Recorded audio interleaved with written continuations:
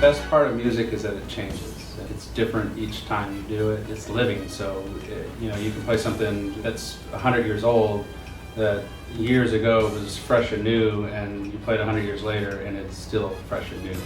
And then the other part I love about it is that it's universal. It doesn't matter who or what language you speak. It's still a single note can set into the soul. Probably like Duke Ellington, Billy Strayhorn, any of those jazz guys back in the day. We put on concerts 4 or 5 times a year, and parents don't get to hear those performances. I get to hear it every day.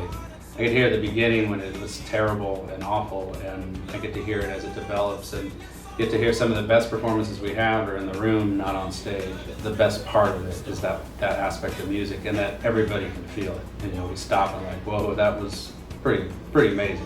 Music is everything. It's in everything. I mean, you sit around, and I could never go a day without hearing music. Not necessarily with like headphones on, because I really don't do that, but like just listening to the things around, listen to people scream and laugh and do all that kind of stuff. All that stuff is musical to me at times. My hope is that it makes them think about life differently, that it allows them to have a different perspective on what life is and how life should be lived, as far as passion, as far as dynamic, shape, all those things that we do in music are translate straight to your life. And so that's what I hope the impact is.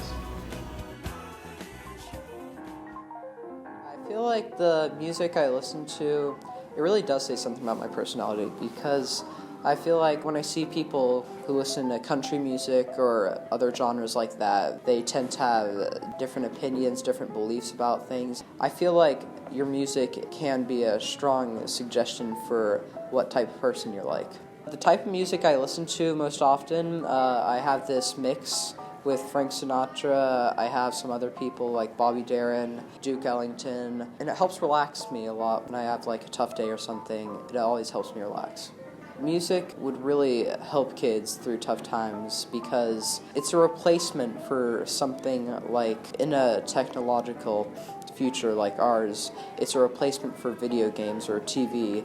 It's something that you can listen to, and you don't always have to necessarily be watching something. Music can just calm you without having to do anything but just listen. My favorite artist would probably be Frank Sinatra. His voice, there's something about it that it's just really relaxing and calming, and it just puts you in a good mood the rest of the day for me. Music affects my life in so many ways.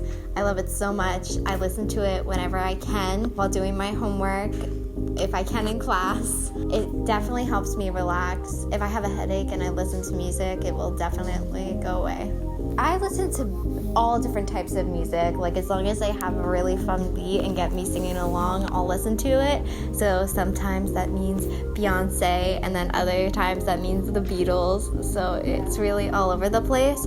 For certain people, I think that music shows what their personality is, but not really for me. Music definitely changes my mood. Like, if I'm feeling upset and I listen to a good song, it'll definitely make me feel better. And I think students will feel better if they're listening to music.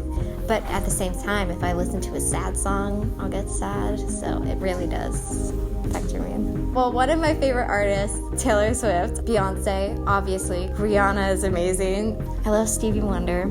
I think going to a concert is just such a once-in-a-lifetime experience. If you listen to a certain type of music, like if you listen to a happy song and then you go to other people, you could like spread that joy that you have. And like if you listen to a sad song and you're bawling your eyes out and you go with other people, that would definitely affect their mood. I mix music, I remix music, I'm a consumer of music, I sample music, I do lots of different stuff. I'm more of a creator than a consumer though. There's nothing better than going home after a stressful day at school and mixing some sick beats. So I'm really a fan of all genres. I'm more of like 70s disco type.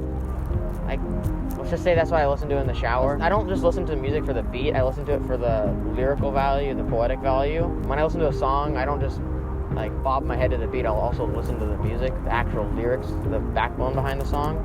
So I've kind of always been exposed to music. My dad was really into 70s music.